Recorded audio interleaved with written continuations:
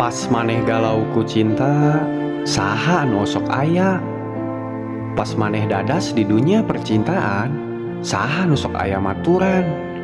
Si Naruto, Sasuke, Maria Ozawa, atawa kakek Sugiono?